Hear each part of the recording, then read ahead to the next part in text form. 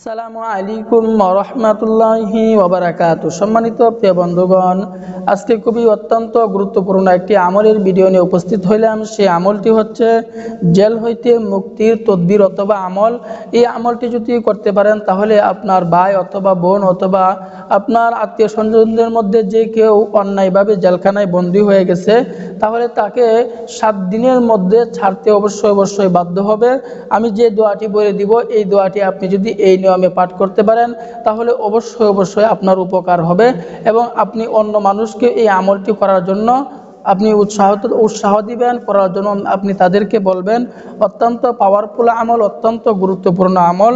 তো লেখক বলতেছেন, আমি আবার নিজের থেকে এগুলো বানিয়ে বলতেছি না, এগুলো আমি সংগ্রহ করেছি আজাইবে সুলাইমানি তাবিজ কিতাবের আপনার 64 নং পৃষ্ঠায় আপনি পেয়ে যাবেন। আপনি যদি পারেন তাহলে দেখে নেবেন। আজাইবে সুলাইমানি তাবিজ কিতাবের 64 নং পৃষ্ঠায় লেখক বলতেছেন, কোনো লোক যদি অন্যায়ভাবে গ্রেফতার হয়ে জেলখানায় চলে যায়, কোনো লোক যদি, আমি দোয়াটি পরে বলতেছি, লেখক বলতেছেন কোনো লোক যদি অন্যায়ভাবে গ্রেফতার হইয়া জেলখানায় চলে যায়, সেই লোক প্রত্যেক নিম্নে দোয়াটি 1000 বার পাঠ করবে।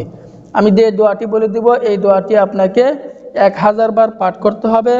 আল্লাহর ফজলে জেল হইতে সে মুক্তি পাইবে অবশ্যই। তো আমি দোয়াটি বলতেছি, এই দোয়াটি আপনাকে প্রত্যেক দিন 1000 বার পাঠ করতে হবে। দোয়াটি হচ্ছে ইয়া গিয়াসাল মুস্তাগিসিনা, ইয়া গিয়াসাল মুস্তাগিসিনা আগিসনি ওয়া নাসিরাল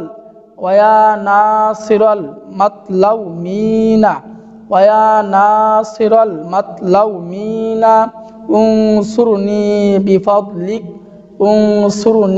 বিফাদলিক। দোয়াটি আমি আবারও বলতেছি, দোয়াটি হচ্ছে খাতা কলম নিয়ে নোট করতে পারেন অথবা আপনি লিখে নিতে পারেন অথবা মুখস্থ করে নিতে পারেন। দোয়াটি হচ্ছে ইয়া গিয়াসাল মুস্তাগিসিনা আগিসনি ওয়া নাসিরাল মাতলাউমিনা উনসুরনি বিফাদলিক। এই দোয়াটি আপনি প্রতিদিন 1000 বার পাঠ করবেন। আল্লাহর অশেষ মেহেরবানিতে অন্যায়ভাবে যদি আপনাকে জেলখানায় নিয়ে যায় তাহলে অবশ্যই আপনি তা থেকে মুক্তি পাবেন। আল্লাহ তাআলা আমাদের সকলকে এই আমলটি করার এবং বোঝার তৌফিক দান করুন, আমিন।